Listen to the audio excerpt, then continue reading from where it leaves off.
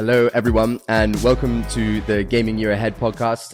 We're going to be exploring the report that the formidable research team, the prestigious research team that we're joined by here today, have prepared and pushing out to all subscribers. And looking forward to giving a bit of an overview of this year and what we can kind of expect going into 2025. So, Joe, perhaps you can kick it off with giving us the super high level, what's happened this year, where do we sit, how's gaming kind of performing relative to other sectors, and any excitement of the year and any things to the downside as well. Yeah, man. So towards the end of 2023, we had a series of fairly successful gaming token launches. I think Big Time, Shrapnel, and Pixels were probably some of the standout winners. Unfortunately, that attention kind of drained out a little bit during or throughout Q1 this year, and we've kind of just plateaued into a bit of a lull, with other sectors, namely meme coins and AI, outperforming gaming.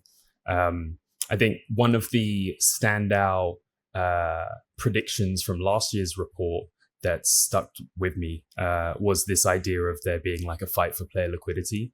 The idea that we have way too many new networks and ecosystems launching, and a ton of games with their gaming tokens also planning to launch, but not nearly enough players. And with the current challenges around traditional user acquisition outside of Web3 markets, the prediction was basically that a lot of these teams are going to kind of come back to this limited pool of Web3 players and all compete. And I think that's played out pretty accurately. And so, it's been a bit of a struggle, but there has been a number of like notable launches or projects coming out of stealth that gives me hope and makes me really optimistic for like the short to medium future. And then we have a couple key milestones to pay attention to in 2025 that I think is going to help dictate what the next 2 to 3 years are going to look like. Well, I mean, Joe does a great job of making it all seem very somber out there, of course. But I know there's been some excitement this year. So maybe Duncan, Hunter, and also Joe would love to hear from each of you, like even just a quick snapshot of like positive surprises from the year, right? Like there's still a hugely engaged build the audience here and people that are very, passionate about this space. So would love to understand from each of you what was like a positive surprise that stood out this year. Yeah, I think for me, the biggest surprise I want to be the one to mention off the grid, all right? Because I've had enough of like these accusations. Don't take that away from me. Okay, well, I'll leave the off the grid one to you then, and pick another one. So personally, I'm looking very carefully at mobile. I think it's the best fit we have in Web3. And we've had a couple of teams, especially in the last few weeks, come out with games that are playable, that have garnered some significant traction. So the standout for me is FableBorn. I think they have a top tier Web2 team that came together to build something in Web3. They've taken a careful approach. They didn't launch just into a hype narrative or whatever. They actually prioritized building the game first, and have then rolled out the game as a playable, in a playable state to their community before going all out with promising tokens, upside, and all of that. That has been received very well. I found that very positive without big marketing, etc. They got like 70,000 players, 50k peak DAU.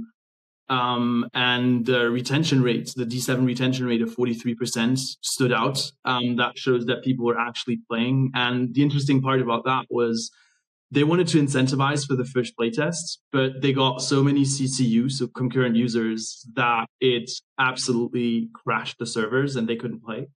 They couldn't play PvP, and so there was no incentives for the different players. And reaching those kind of numbers without the incentives that Web3 usually uses to just get like big player bases early on, I think was very, very positive to see. Awesome. Love to hear that. And Hunter, maybe you could, from your perspective, what was one of the positive surprises, standout things from this year?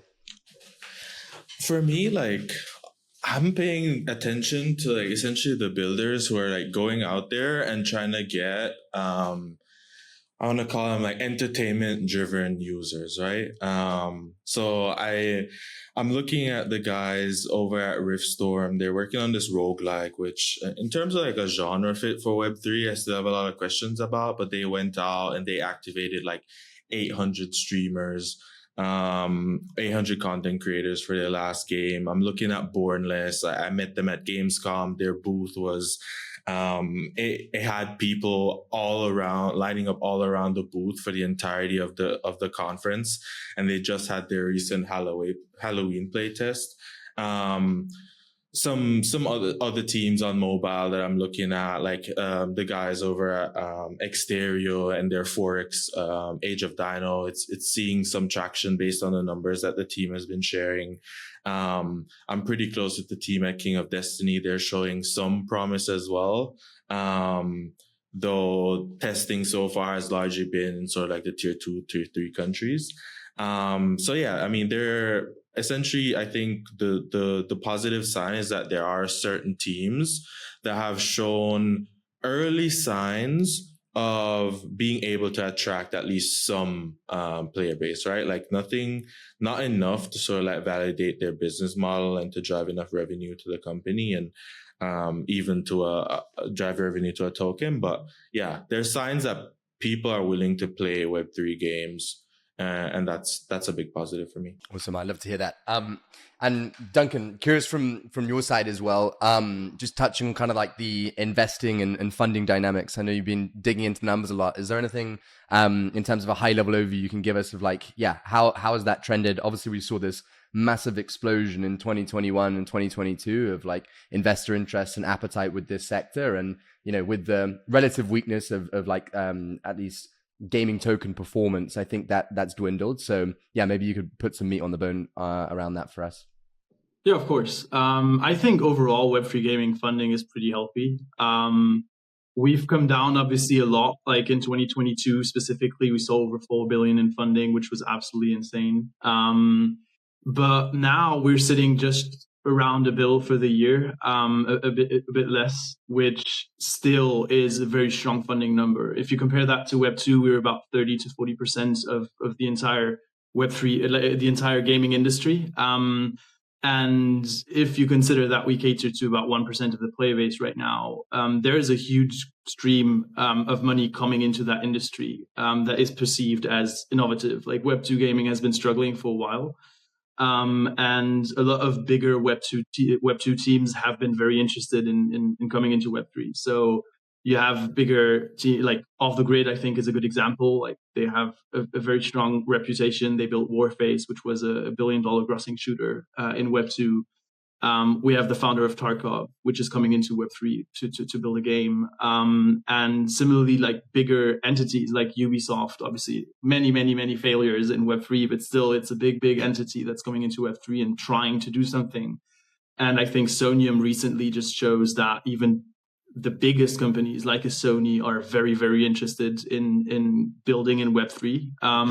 So for now, obviously, we don't reap the benefits for that. It's still a lot of building. We don't see those big launch, like Sonium has nothing out there that we can play. However, it's a very strong signal of a maturing market that is getting like to a healthy state. I think the 4 billion in funding essentially gave us a lot of subpar projects.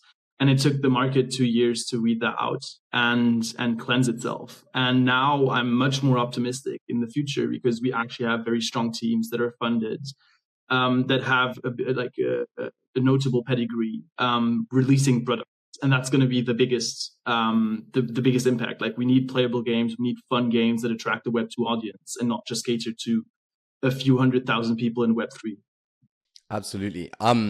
Yeah, I guess also curious to hear from you, Joe or Hunter, on the kind of, you know, how are projects adapting to this kind of increased investor selectivity and kind of risk aversion around it? Like, what are you guys seeing in terms of fundraising approaches and just any caution that's exercised around the sort of like more delicate funding environment for these teams?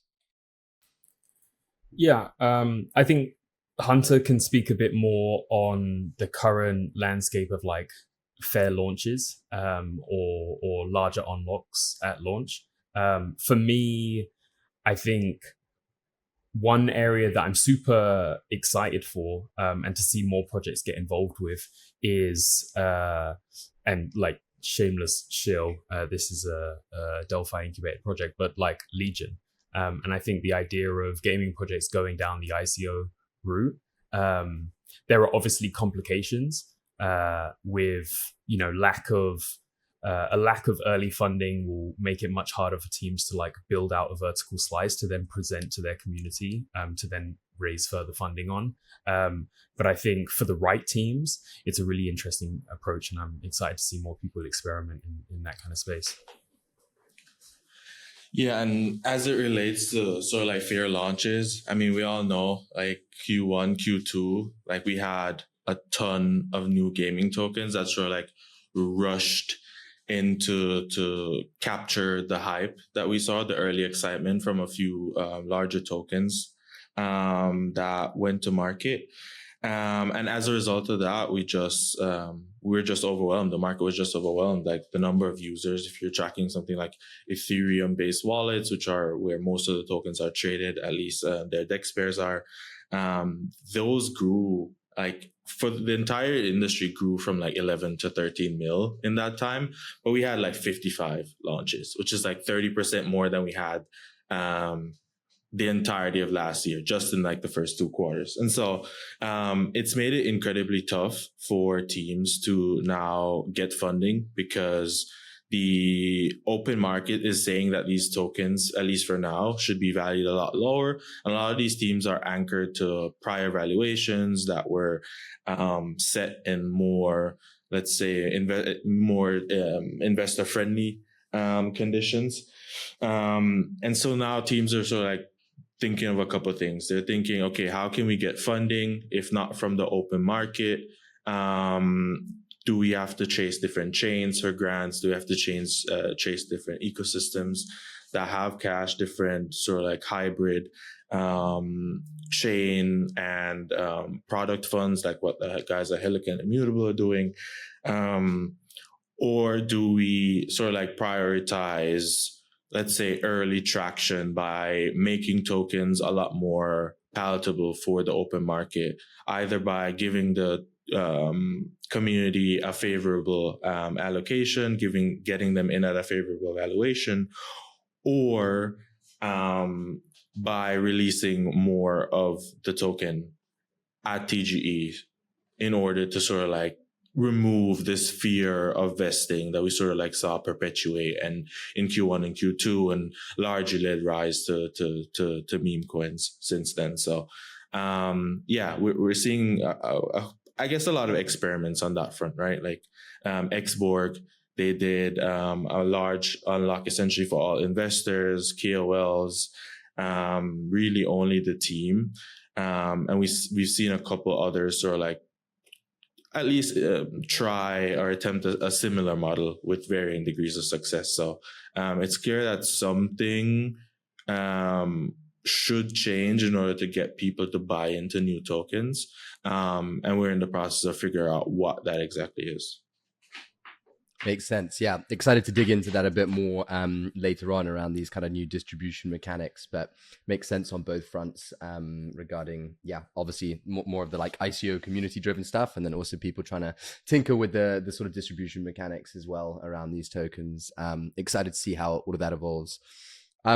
We kind of touched on, how like few players there are in this ecosystem, especially relative to the actual size of the global like gamer player base and user base. And so one of the things I want to touch on is like where you guys feel that we sit in terms of how much of this current activity is like genuine engagement versus speculation, right? We've seen this kind of evolution from play to earn towards play to own, and then, these play to airdrop campaigns. And it's like, feels like similar stuff, right? Just reskinned. And love to get each of your perspectives on, where we kind of sit on that front. Duncan, maybe you could kick us off.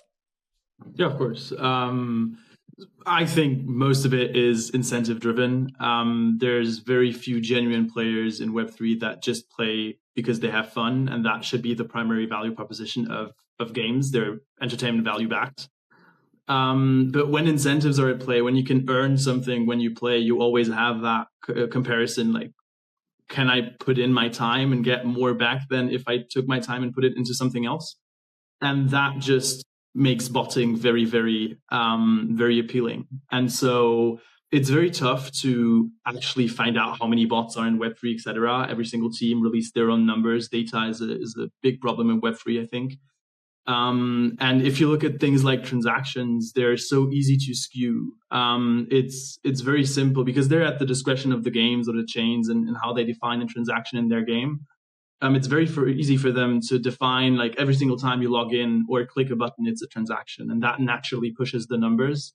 So to be able to look through that fog is incredibly difficult if you don't understand like how each team classifies those things.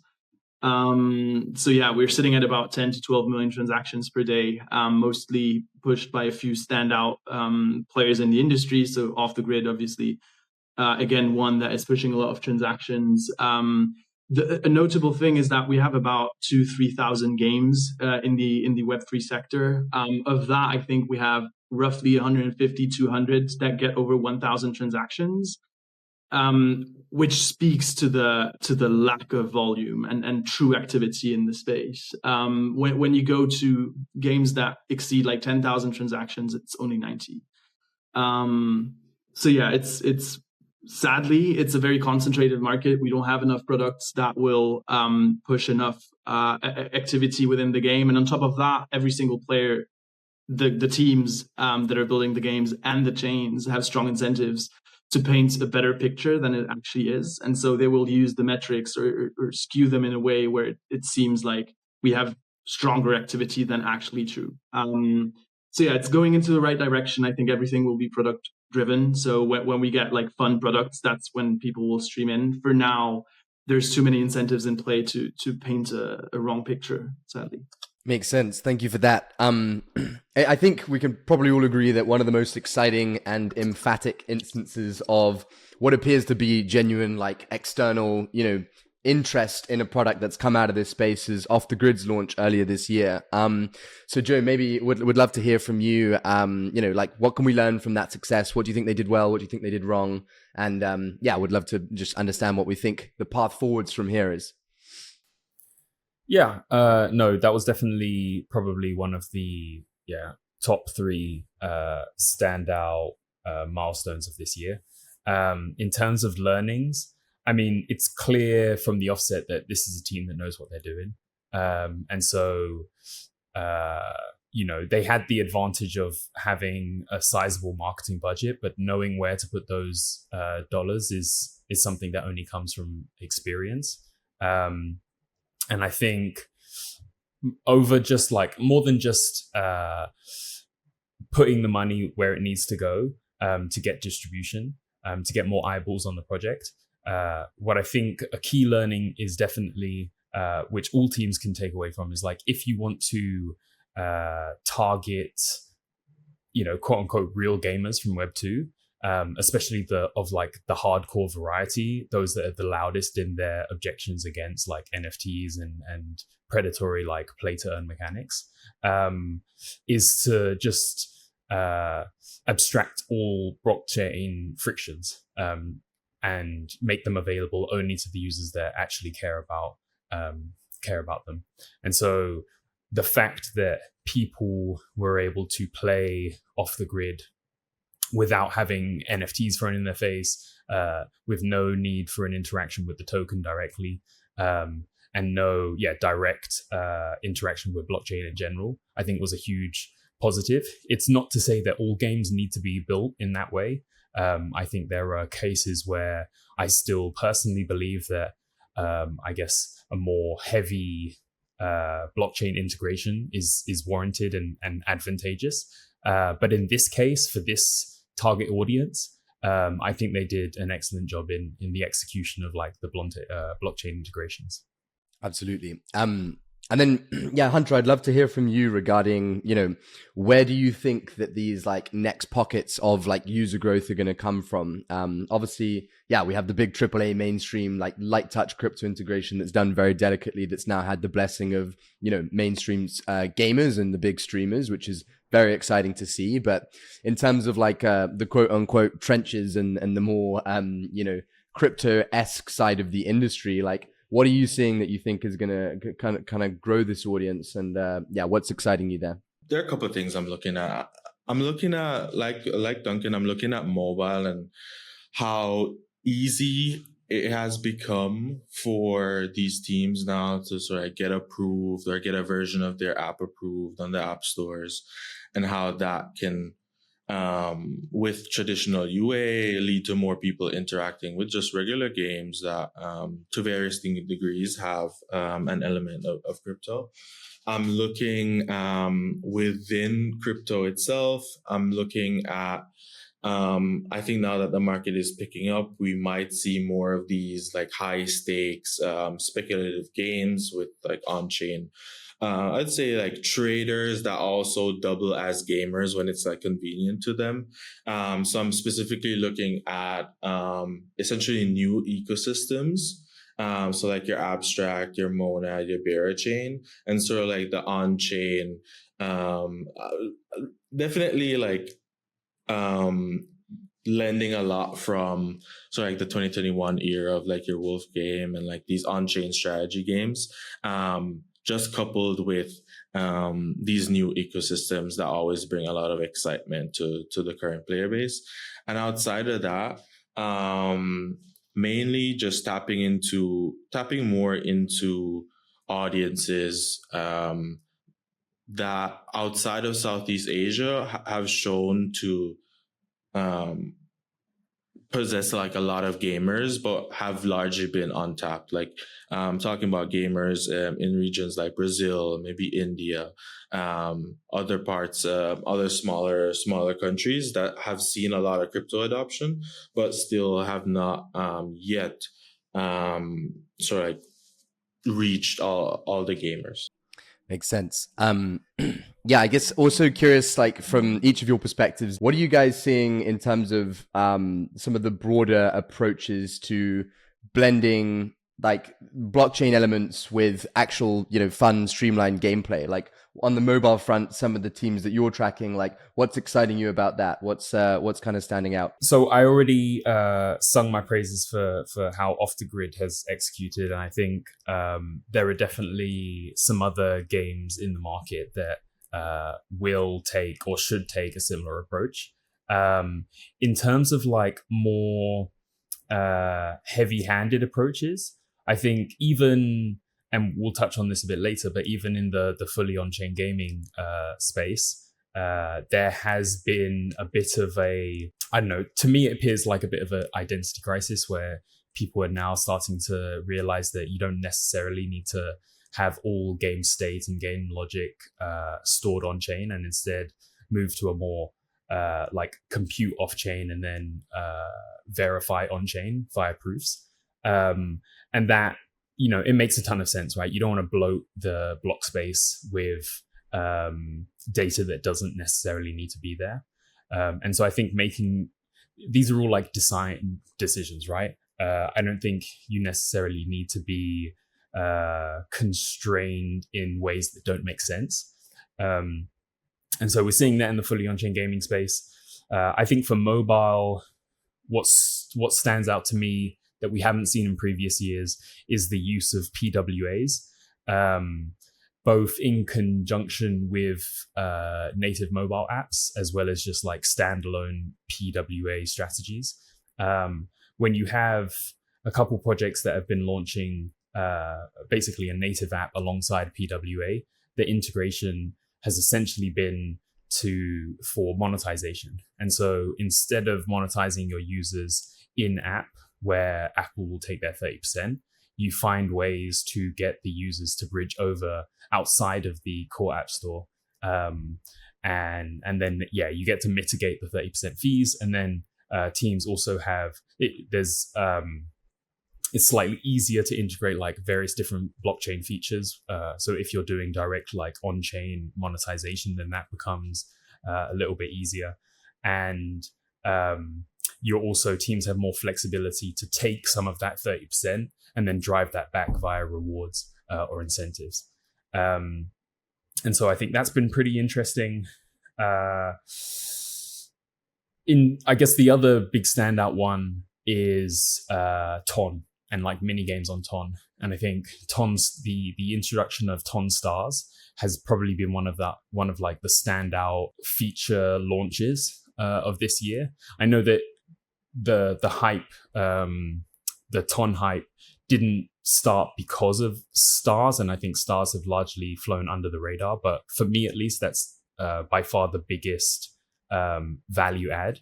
It is essentially just like, frictionless monetization that is seamlessly integrated with blockchain assets. And so you now have teams have like a new tool in the tool set essentially to monetize and increase engagement.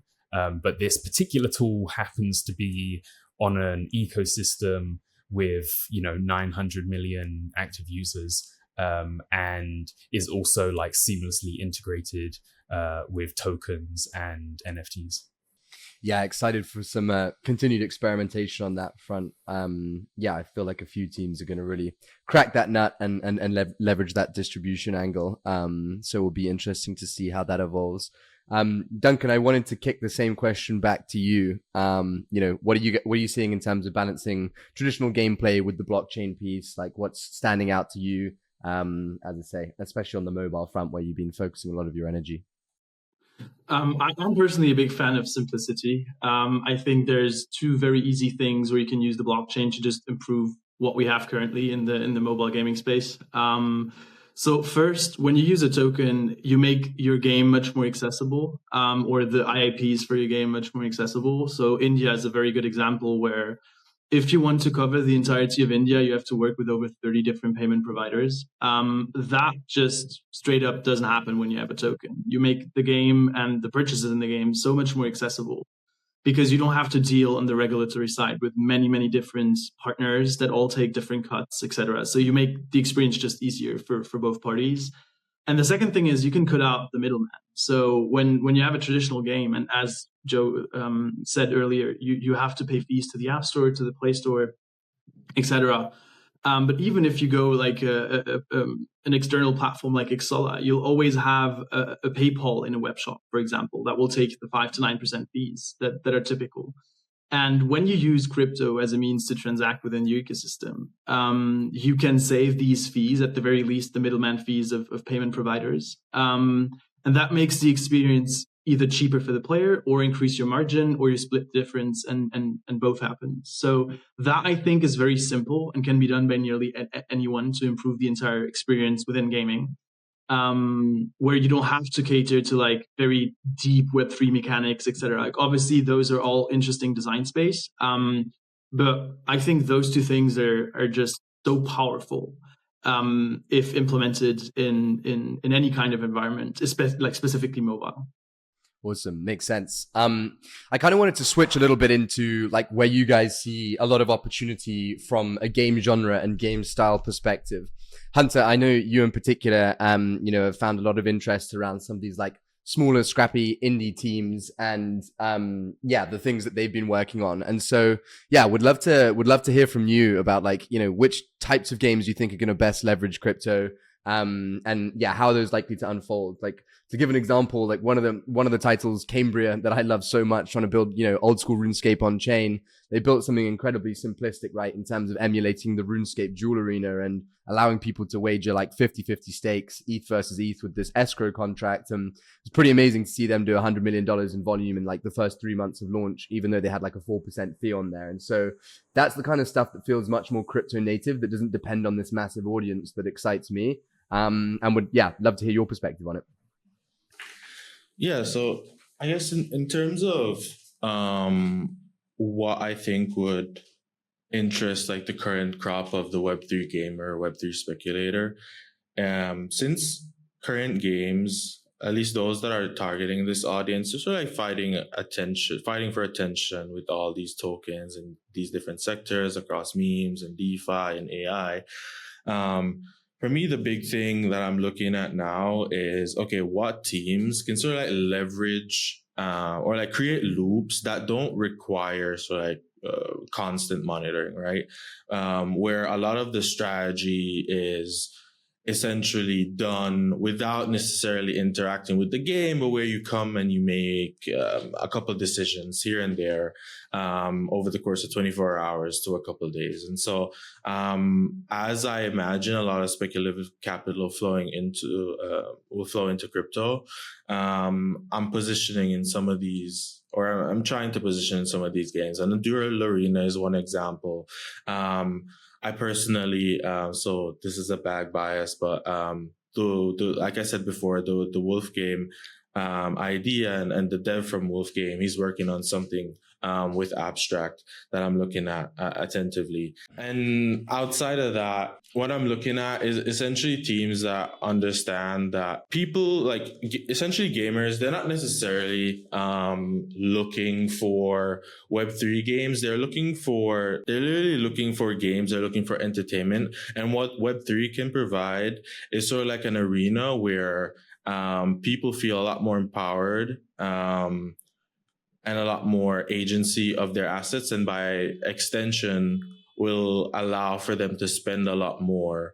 And like Duncan said, also with that being sort of like on crypto rails, they'll be able to capture a lot more margins that way. Awesome.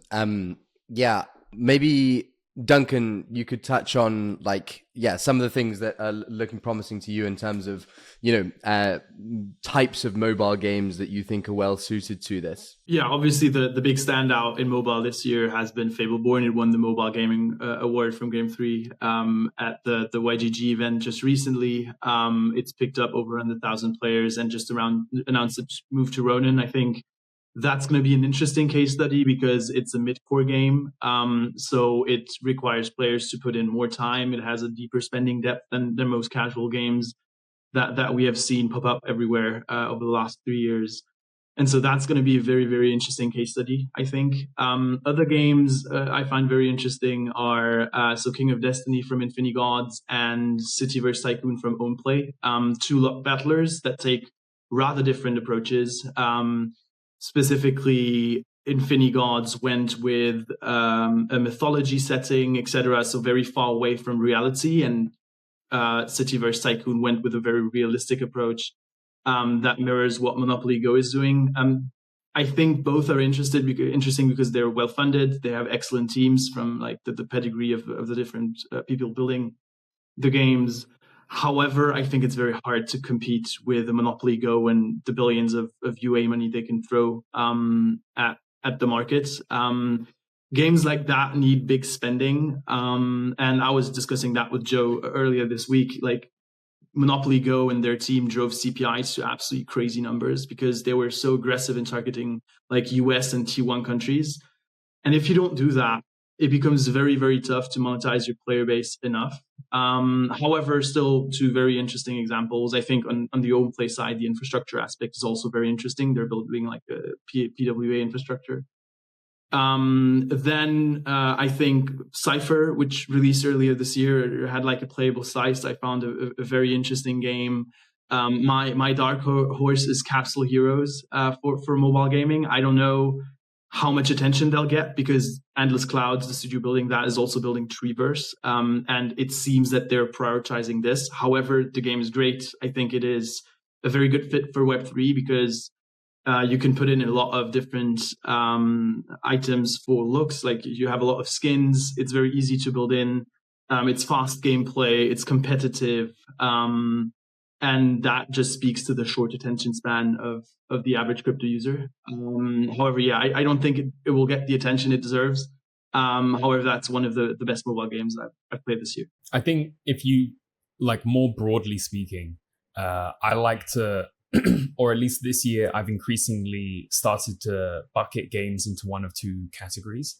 On one side, you have like this vanilla aligned incentives approach where it's essentially like the off the grid model where the blockchain has been obfuscated to the back end, and you implement like deeper ownership rails via NFTs, as well as some TBD depending on jurisdiction, but some sort of rev share component to better align incentives. And then on the other side, you have game genres that lean into the speculative side of crypto markets, and really just understand their target market and design loops that are a net sink, so monetize well, but have that opportunity and the ability to create like these success stories of people making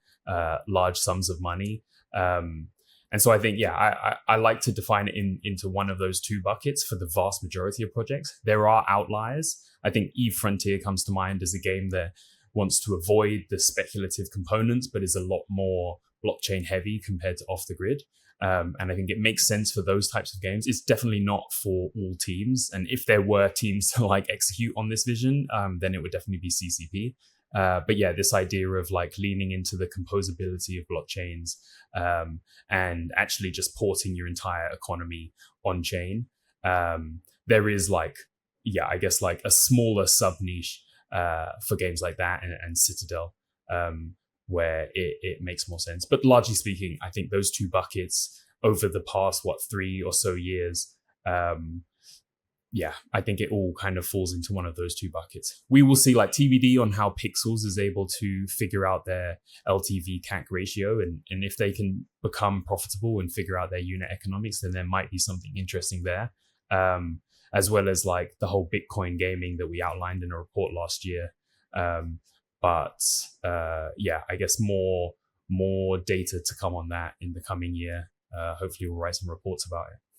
Makes a lot of sense. One thing just on that topic before we move on that I'd be intrigued to learn your perspective on is, you mentioned Eve Frontier and they're going like heavily on chain, right? They're leveraging a bunch of the infrastructure to come out of Lattice and some of these other people. I'm curious, Joe, I know you in particular have, spent a lot of time digging around the like fully on chain game space. Like, the sort of autonomous worlds thesis is something that it still excites me enormously, right? Like idealistically, conceptually, this notion of like having game worlds where all logic and game state is stored on chain and like really unlock the true extent of composability, right? Like this idea that you can have game worlds that outlive their creators and can be taken in different directions is all really compelling. Again, idealistically, where's your head at in terms of like, the fully on-chain game space? It seems as though we're still lacking any like material kind of commercial application or appetite, and a lot of this stuff still feels like it's building relatively in kind of isolation. So would love just a quick snapshot on that before we move on. Listen, it's tough. Like if you're building fully on-chain games, then like hats off to you, because it's not the most ideal environment, I guess. Like you can't reach gamers, like traditional gamers, because there's way too much blockchain frictions, and the blockchain people aren't that interested either because it doesn't look like mainstream enough. I agree. Idealistically, it's super compelling. Like it just, you nerd out, like, and it sounds frigging awesome, right? I think in reality, we still don't know what the TAM is like for that market. I think for Eve Frontier, for example, they clearly know their target audience, and it's now a process of them kind of like winning them over to the dark side, to get and bridge them over to blockchain. Some other like Citadel, I've been following that team for ages. I'm really excited for what they have coming out. I think if they can deliver, there might be something compelling there. Right now, as it stands, Pirate Nation is the most successful fully on-chain game within that that sector. And they're struggling, like they just keep hitting bottlenecks and being constrained by the tech. And it's like they're also in a really tough position to just like figure out unit economics. Like the inherent costs of building on blockchain are so much higher than just building like a mobile game. And so you really need to figure out how to essentially just optimize to reduce the cost of acquisition, increase the LTV, reduce the cost of goods sold or like the infrastructure costs, in order to output like a profitable game. And ideally, you want that to be a higher margin profit compared to like traditional Web 2 game, because otherwise, like, what's the point? And so it's tough. I think it's great that we have teams like Proof of Play that are well funded and will continue to experiment. But I don't think 2025 is going to be the year that we see a breakout success story for fully on-chain gaming. Makes sense. Yeah, appreciate the overview there. Let's see. Definitely something that I'm excited by and want to keep monitoring closely. But as you kind of alluded to earlier, I think a more pragmatic approach that people seem to be converging on of like, you can do stuff off chain and have it verified on chain, and there are things that still feel and seem to emulate a lot of the properties that we want anyway, in terms of like the economic robustness and all that kind of stuff around these things. So let's see how that evolves. Hunter, I wanted to kick it over to you and get your read on where we're at in terms of the like infrastructure and platform landscape, right? So this report obviously touches on the pretty crazy stat that like just over 100 new networks and infrastructure solutions launched this year, when there was just over like 260 games that launched. So obviously we understand some of the fundamental drivers behind that, right? Things that can like present a compelling narrative in terms of being like an infrastructure play as well seem to command greater valuations in liquid markets. But we're seeing a lot of even like the big infra providers start to kind of consolidate a bit, right? With, Immutable partnering with Polygon last year, and now Sequence and Beam, and kind of them starting to work together. So I'd love to, hear from your perspective, like what should we anticipate? Like, where's this trend going to go? And, the teams that you're closest to, like, how are they navigating this and making their decisions? Yeah, so in terms of like the current landscape, I mean, like you said, right? Like we have so many new networks, and it feels like even now, like both within and outside of gaming in crypto, there's like a new L2, a new gaming L2. And my opinion, that I've sort of like become more convinced of throughout the course of this year is ultimately what we need to be looking for and what will drive the killer networks will be the killer games, right? And so I think even though, and like you mentioned, right, there's reasons why people and both retail and sort of like venture capital tends to like infra based on sort of like the multiples that they've garnered in the past. But right now I'm looking for killer apps that, in my opinion, through the commoditization of infra, can become their own networks down the line, right? Like you always hear this example, right? But so like the Half-Life 2 updater turning into Steam, or let's stick to Web3, just Axie turning into Ronin, right? Like every chain now needs a killer app, or else they're gonna face obsolescence, in my opinion, right? And I think I'm seeing that as well behind the scenes, because once a game has sort of like captured enough attention in Web3, they go around and they're speaking to these chains, and the amounts that they're willing to pay to get them on their chain exclusively is frankly very, very high, right? It's more than a lot of games in Web2 are getting in terms of total funding. So for me, it's looking at what games have the potential to succeed, with bearing in mind that they will likely become their own networks down the line. A couple other examples that also came to mind is like even recently, right? Like Parallel, they see decent success with their TCG. They're working on Colony, their AI simulation game. They have their third-person shooter coming out. And what did they recently announce at the YGG Play Summit? They announced their Prime chain, right? So we're gonna see more instances of exactly that, and it's for that reason that you want to sort of like look at games that can have success, because they'll likely turn into the leading gaming networks. Absolutely, yeah. Excited to see how that continues to evolve. Very curious. Obviously, we have some big candidates, something like Off the Grid having launched, right? Like, I feel like the next steps in terms of ecosystem building and like positioning that as an interesting infrastructure and ecosystem for other titles to come and build is going to be really interesting to monitor. So, yeah, excited to see where we go from there. I'm also very curious to see how some of these big people that are like haven't had their breakout yet, but are providing infrastructure continue to evolve. As I say, those feel like more the ones that are doing this kind of consolidation and partnering with others. So will be interesting to see what that how that shakes out for people like Immutable, who obviously have this crazy percentage of market share, but are kind of still waiting for that like home run title. I guess, yeah, moving a bit more into like the platform in terms of, you know, looking at PC, console, mobile, you know, web as well. Like, Duncan, I'd love to hear from you. Like, where do you think the Web3 games are going to like continue to find success? We've seen obviously off the grid nail the console launch for the first time, which is a really exciting evolution for the whole industry. But where are you expecting a lot of this activity and success to come from? That's not been clear from the past answers I gave. I think mobile has by far the biggest chances of success. One, the mobile market is twice as big as the console or PC markets in gaming, in Web2 gaming. It's been growing extremely fast. We have many more mobile gamers, and they're much more accessible because they have the device with them at any time.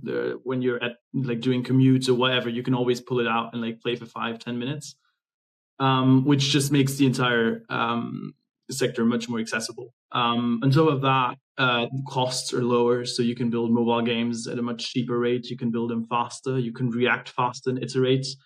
All things that play into your like give you a big advantage in a space that changes very quickly, that is still extremely novel, where tech improves from week to week and not from year to year.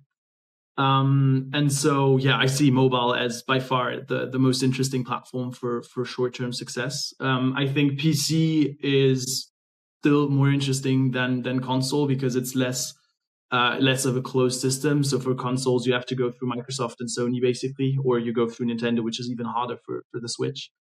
I think it's extremely positive that we an off-the-grid launch on consoles that are like very protective of their own ecosystems. So that has to be like they had to have like years of conversations, like at least 1 year, probably more so 2 or 3 years, to explain like in a very detailed manner how they will launch on consoles and why that won't impact any player negatively. For PC, you do have the indie sector that I find more interesting for an investor, from an investor perspective. Because again, like lower costs, faster iterations, more freedom, etc. You risk more when you have less investment, and a AAA game just takes 50 million plus, more so 100 million plus, and 5 years. And if you commit that much, you won't take all the risks that are necessary in a space like Web3. And so, yeah, mobile definitely over PC and console. I find PC over console in the midterm, but like, yeah, off the grid as a standout to show us that console is possible is definitely extremely positive, and I hope that we have a next one next year. Amazing. Yeah, looking forward to seeing how all of that evolves. I kind of wanted to switch gears a bit and talk a bit more about like, ecosystems, how they're positioned, and then also, you know, like the exchange landscape and kind of the market power that they hold. Joe, maybe you could kick us off. Like, I feel like the ecosystem that's been doing the best job on the gaming front is like undeniably Ronin right now. They've like, you know, positioned incredibly well. Obviously have had a few amazing case studies in terms of the Ronin effect, which kind of ties into Pixels that you touched on earlier, right? In terms of, concentrating their player liquidity on up and coming projects, in terms of having a very curated approach with their rollout, and now commanding a lot of market power, right? Like most ecosystems are struggling to attract people, even with incentives to come and build on them, whereas people are actively paying to like be part of Ronin at this point, right? And so would love to understand, some of the dynamics that you think have gone into that, and like what maybe the implications of them sort of, you know, opening up, becoming permissionless next year are, and how you expect that to evolve.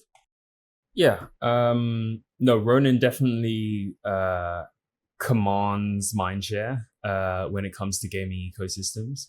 I think for those that don't know, the thesis behind like, you know, the quote unquote Ronin effect is essentially Axie turned into Ronin and then those users were successfully funneled into Pixels and helped kickstart the flywheel that then saw Pixels grow to like I think 2 million plus daily active accounts. And so I think the biggest thing to be paying attention to with Ronin now is to see whether or not they can replicate that type of attention flow for more mid-core or hardcore content. And also whether or not their user base is actually interested in games that don't offer above average ROI for the return on playtime. And so I think FableBorn is that title where we're going to truly see how the Ronin effect performs for like mid-core titles. And yeah, I think it's something that everyone should be paying attention to. That being said, there are other catalysts. Like I know that they just, and note for Miguel, I actually don't know if this is public yet, so I'm going to say it and then figure it out after. But the Ronin's version of like Pump Fun for AI coin, for meme coins. And I think that's going to be really interesting to see how it generates attention and liquidity, and whether or not how close that can intersect with gaming markets. So yeah, Ronin is still top of the leaderboard, at least in my opinion. I think Avalanche deserves a shout out for securing some excellent deals. Like obviously Off the Grid is a standout one. MapleStory, we haven't spoken about MapleStory Universe, but I think that is one of the most important upcoming milestones to like really watch to kind of dictate where the next 12 months are heading for gaming. Then there are also like more institutional kind of partnerships that they've closed, like the BlackRock partnership, for example. It's a little more questionable how that value flows back to actual like AVAX and Avalanche. But hat tip to them for securing it. I think similarly, Arbitrum is an attractive option for a lot of teams, partially for having like native Rust support, making it slightly less of a daunting task for a lot of these traditional teams to start like actually using the blockchain on the dev side, as well as Arbitrum Orbit has proven to be like one of the more, I guess, proven chains, as far as it goes to like actually launching these L3s. Like going back to Pirate Nation, they hit a ton of bottlenecks with actually running out of throughput, and so now they spin up a new L3 essentially for when they hit certain milestones of active users. And so far as far as I'm aware, at least, Arbitram's been helping them a lot.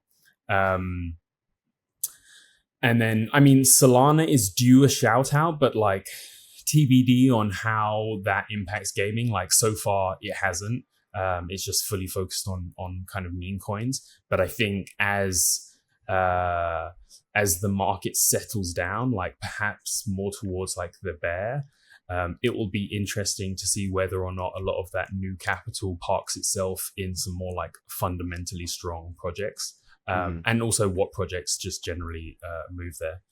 One other one I want to get your thoughts on as well is just Base, right? Like they seem to have attracted quite a few interesting ones, and then like not pushing financial incentives. I mean, I've heard of a couple teams that have had strong offers to go elsewhere and have decided to stay put. Like, is there anything you can touch on that front really quickly, just about what they might be doing well in terms of positioning? Yeah, I think the thesis behind Base in the eyes of gaming teams, I think, is quite obvious. It's Coinbase, right? Like, it's the millions of KYC users that they have at their fingertips, and the really large amounts of TLV they've been able to, TVL they've been able to secure. The open question for Base is whether or not any of those KYC users are actually interested in gaming, or I guess more specifically, what types of games they're interested in.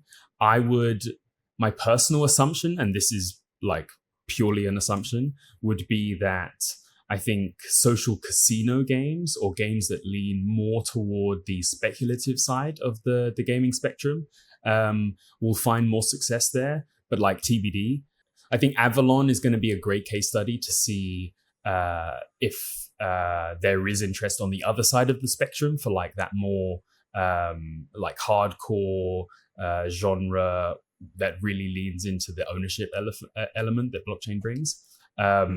And also, I think honorable mention to B3 because they're launching on top of Base, and they are going with like a very gaming specific go-to-market strategy, and have some interesting like tech that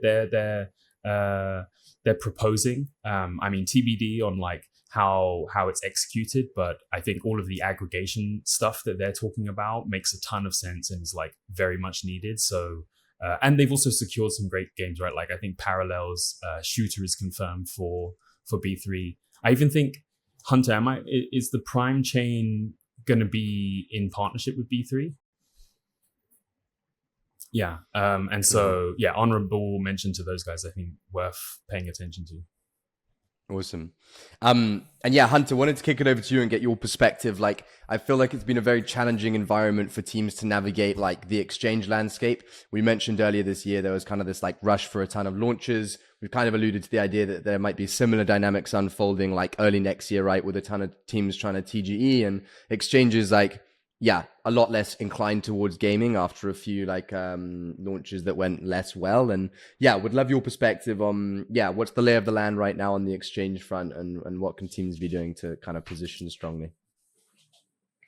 So to give some context of like essentially how we got to the situation we're at today. I mean, it's always been sort of like this cat and mouse game, or this little dance between the projects and the exchanges, where they're sort of like, hey, we want to see these things. And more or less, since the exchanges have historically had access to like marginal capital, like projects were willing to sort of like do the dance, right? And earlier this year, at the beginning of this year, the dance was pretty much social metrics, right? Like how many Twitter followers do you have? How many people do you have in Discord? How many people are talking about you, broadly speaking? And we saw some farming campaigns that really sort of like took that framework in mind and sort of like smashed it out the park, at least in regards to those metrics, right? But one standout project there is probably Portal, right? They had sort of like this gem farming, if I remember correctly, campaign, and everyone was posting about Portal. They were posting the ticker, they were posting the hashtag, because there was also sort of like a engage to earn mechanic behind that, but based on your engagement, you got a specific token allocation, right? And that sent everyone else in a frenzy, and this essentially started to get pretty much abused, or not abused, but the marginal effect of implementing a similar campaign, it went down pretty drastically. And ultimately speaking, as it relates to games, I mean, it feel like, speaking to certain teams, I mean, the teams all know, like the amount of followers you have on Twitter, on Discord, it's not very indicative of the quality of the game, of the healthiness of the ecosystem. So these are never great metrics to begin with. And so when a lot of teams sort of like copied the social farming, that sort of like turned stale, and then the conversation started to shift around, okay, what sort of like on-chain metrics can you show us, right? Like on-chain metrics, this is a sign that people are sort of actively interacting with the ecosystem, that people are actually interested. And then that became like the whole dance, right? But here again, a similar case where if that becomes sort of like the gatekeeper between a listing and not getting a listing, then projects are, for better or for worse, gonna sort of like game that ask, right? And then we started like seeing like insane numbers.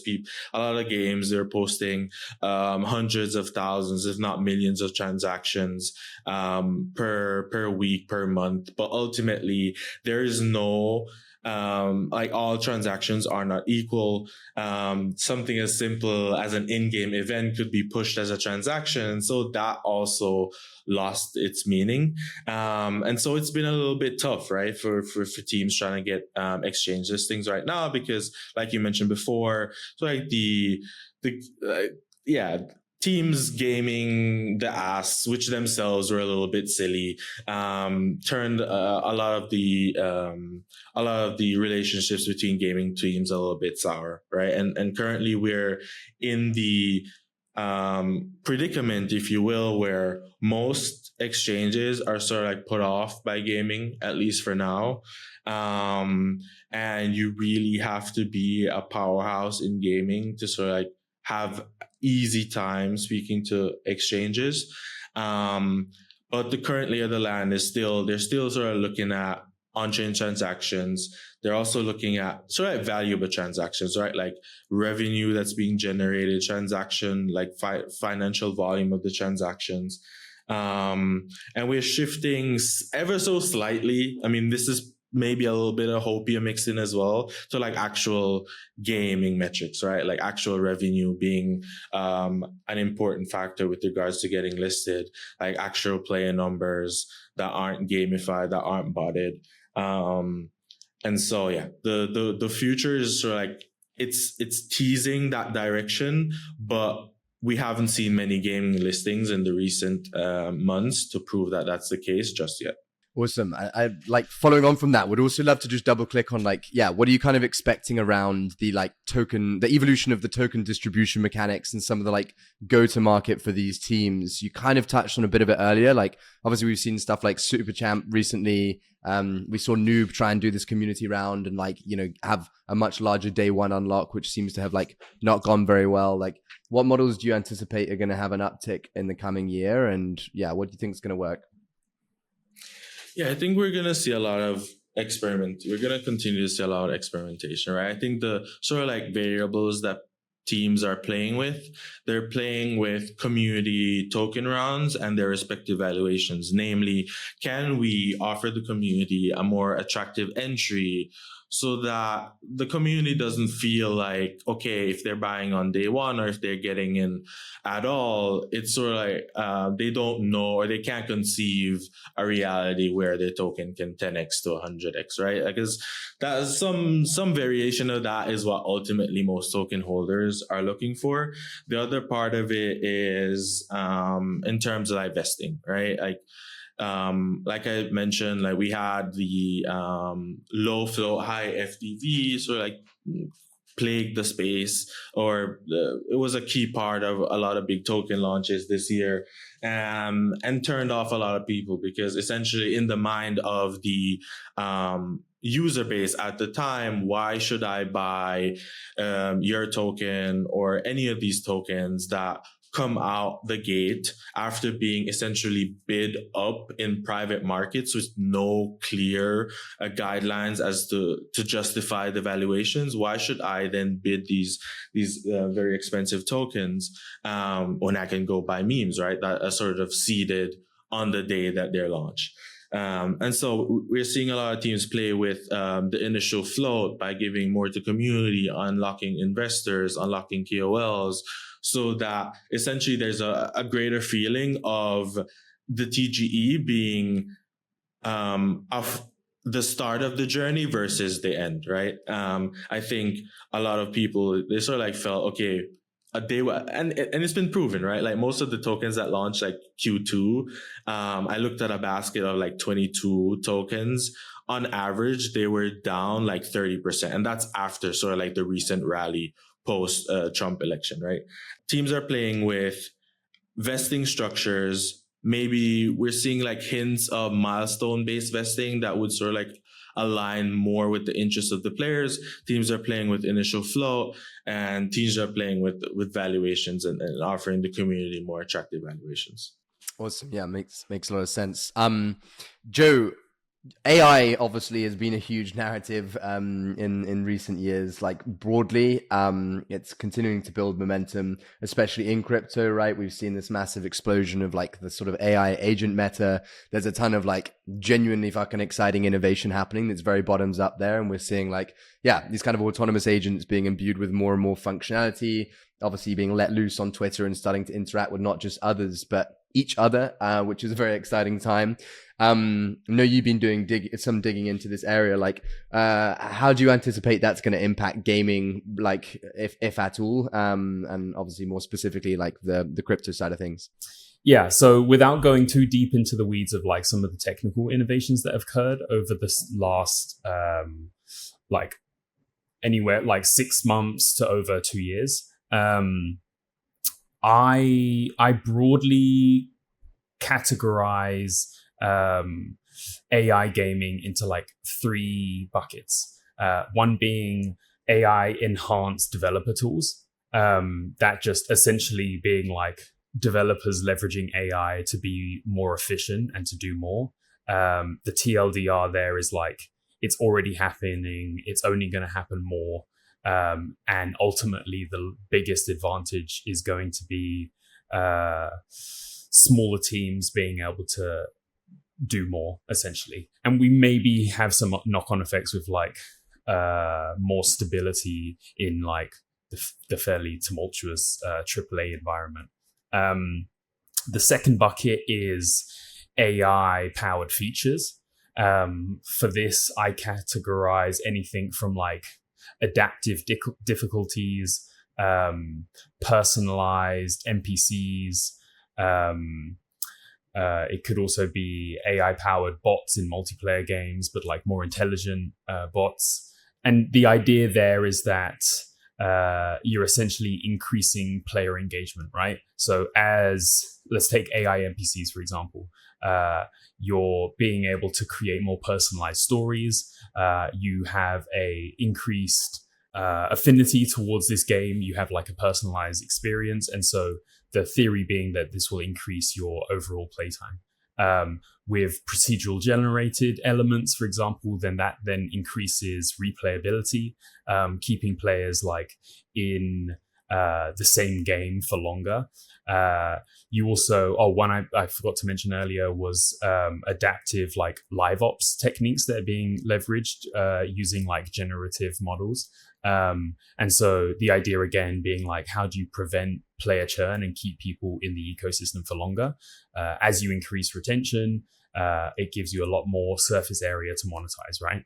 And so again, the high level conclusion there is like, it hasn't been adopted yet. I think we're still waiting for some major, or I guess improvements.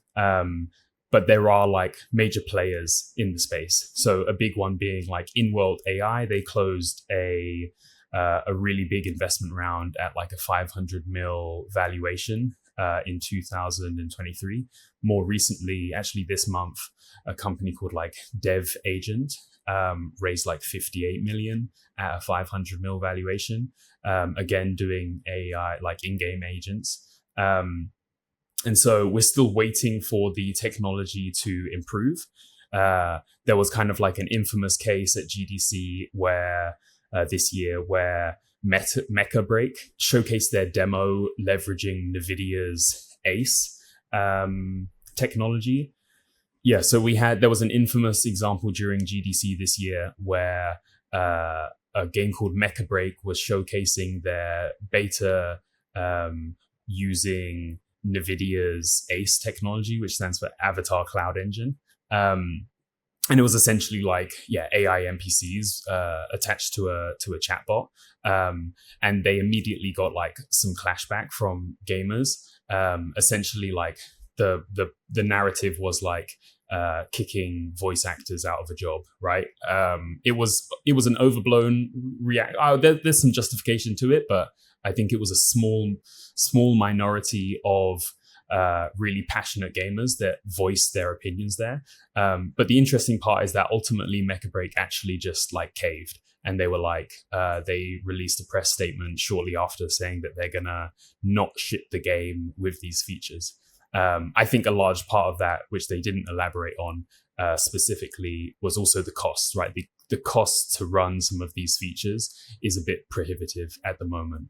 And the value add in terms of like how much you'll be able to charge extra for players to get access to these features is still like empty space, basically. We don't know. And then to quickly move on to the final bucket, it would be AI dependent games. And so these are games that like AI is at the focal point of the player experience. I think this is a very like an untouched space with like a large surface area for further experimentation. And I think a lot of these loops are just not gonna, we just don't know what they're gonna be like. But the most obvious one that we've seen so far is like these fully autonomous virtual simulations, right? Where you have like a bunch of AI agents interacting together, and then the player either comes in as like this all-powerful hand of God to like play The Sims essentially, or you enter to just be immersed in this really engaging, like living, breathing world. And so we will see Parallel Colony, as well as a project called Seed, launch either, like I think both are launching in like early beta forms next year. And so that will be like represent essentially the first wave, aside from some experimentations that have happened in Minecraft, like Project Sid, for example, or Minecraft. And yeah, we'll see. I think TBD on whether or not they can capture mindshare away from industry like genre leaders like The Sims, or if they can even like actually expand the TAM. But it's certainly going to be super interesting and like just really cool to see some of the crazy emergent behaviors that spring up from some of these experiences. Totally agree. Particularly excited about Seed and what those guys are doing full on like civilization sims is very exciting. Let's see where it gets to. Being mindful of time, I know we've been running a while here. I wanted to head into like a closing section and just ask each of you, like, what are your 2025 predictions? What are you anticipating? What are going to be some of the big catalysts for the sector? Duncan, maybe we can start with you.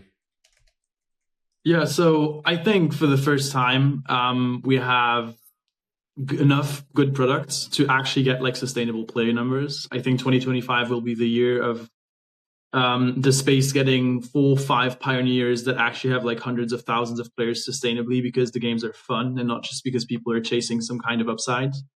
So that's going to be a big one, because it will, for the first time, present what we do in Web3 and why it actually is just a better technical solution than most of what we have in Web2. And that will get presented in front of like bigger audiences that are the players we want to onboard, because those are the spenders. And games are useless if you spend to extract. Games make sense when you spend to get entertained. So that's something I'm really looking forward to. I think Off the Grid made the first move, and there's like MapleStory coming out. Avalon is going to be interesting. Stuff like FableBorn. The second big thing for me is like mobile will be the first mover. I explained the reason earlier. I just think it's a much better fit. And maybe a last thing I'm personally very excited about is UGC. I think that's going to become a big narrative, specifically like MapleStory will build UGC, and natively that's a big one. They got $100 million investment from Nexon, their parent company. Same with Avalon. I think, like Joe mentioned, InWorld. Avalon is the premier partner of InWorld, and they are building like an MMORPG with UGC focus. And yeah, I think crypto presents a huge opportunity for UGC. It just makes the entire structure much more efficient. You can do the payouts to the creators in a more transparent and peer-to-peer way. And yeah, people forget how many good games came from UGC. Like League of Legends once was a mod. Same with the Counter-Strike. Yeah, and the biggest platforms we have in gaming are UGC. So like Fortnite pivoted to UGC. Roblox obviously is UGC. Minecraft is UGC. Yeah, another player in Web3 that I'm interested about, but like they have done their fair share of false promises for now is Hytopia, which still hasn't released a product, but remains one of the most exciting products we have in gaming, in my opinion. Yeah, people underestimate how huge Minecraft is, and how UGC with crypto unlocks an incredible amount of creativity, which solves the problem of gaming where content is always lacking and is expensive to produce. And if you can outsource that to a community and efficiently pay them for that, it becomes an extremely interesting component of building games and live ops. Yeah, very excited to see how all of that evolves, and completely agree in terms of, the suitability of UGC to a lot of the stuff that crypto and blockchain provides. I expect to see a lot more experimentation around that. Hunter, wanted to kick it over to you. What are you eyeing for 2025? What are you excited by? For me, I'm looking at, I think Web2 success will be a greater source of signal for token buyers. And I think we might see, I mean, who knows? I don't personally know when Off the Grid will release their token, but I think that will likely signal to the rest of the space that, okay, Web2 success is more important and is actually that's what we're here for, right? Not ultimately just circulating tokens among the same 100, 200, 300,000 people in crypto. I think on-chain, since I'm also predicting a pretty exciting broader crypto market, I think on-chain high-stakes gaming will have its time in the light, specifically on a lot of newer ecosystems as well, because that naturally also brings in fresh speculative capital. And I think one subset of that would be what I call AI NPC-driven spectator sports. I think outside of that, I'm expecting, just in general, broadly speaking, mobile to get a lot of success. I mean, something I've echoed over the course of the podcast as well, since I'm pretty excited for mobile as a platform. But we're seeing a number of teams that are inching closer to actual launches, right? Not a Web3 launch where you're doing a beta or an alpha, an actual launch where you're sort of testing the waters in tier 2, tier 3 countries before you really ramp up expensive UA. And so focusing heavily on mobile teams myself. And yeah, that's in general what I'm looking for. Love it. And Joe, over to you in closing. 2025 predictions. What are we looking at? What should people be paying attention to? Yeah, I love how you left me to last, because I've been pretty positive throughout this episode. But I think it's time to add a touch of realism. And I don't think I'll go out. Maybe this is a hot take. I don't think 2025 or this cycle in general is a cycle for gaming. I think there are definitely notable mentions, like the Off the Grid launch is huge for just general sentiment shift in the West, and it's a really big step in the right direction for not just you mentioned blockchain and then suddenly everyone hates it, right? Or they just close their ears to it. So I think that's really important long term. I think the Maple Story launch is also a really big deal and has huge implications, success or failure. It has huge ripple effects on what's going to happen over the next 5 years. And I think everything that's happened within the TON ecosystem is also a really big milestone. That said, if I had a bull case, it would be teams devising net new game loops that really leverage this this proven product market fit that we've had over the past 12 months, and that's speculative loops, right? And so if there are teams, and I know there are teams building this, if we can find an excellent case study of a team executing on bringing that type of speculative loop into a free-to-play mobile environment, I think that's going to be killer. The other more obvious one or more likely one is going to be at the intersection of AI. I think gaming for forever has been the perfect substrate for experimentation. And even within the AI ecosystem, most of this stuff wouldn't have existed unless it had been experimented on and devised or innovated on within the context of gaming. And I think that's going to continue to happen. I'm a little surprised it hasn't been. Well, I mean, we have meme coins instead, right? So that's been the focus thus far. But I think it's going to 100% return to that. Do I think that like AI simulations are the next big thing in gaming? No, but I do think that there's a really strong narrative there, and there's going to be some really cool innovations that come from it. So yeah, how I'm spending most of my time is looking for really experimental teams on the speculative side, like bringing that to free to play, and then also everything on like gaming and AI. But I think it's going to be tough to like claw back mindshare away from like meme coins, to be honest.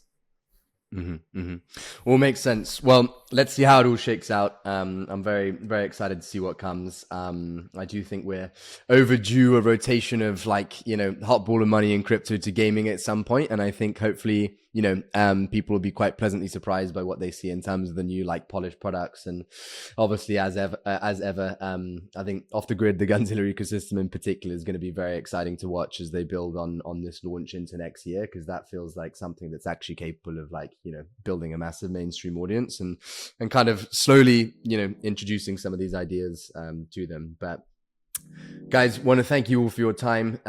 Obviously encourage everyone to dig into the report that's being dropped. There's a ton of exciting insights and data in there. And so, yeah, hope everyone enjoys, and we'll be checking in again soon.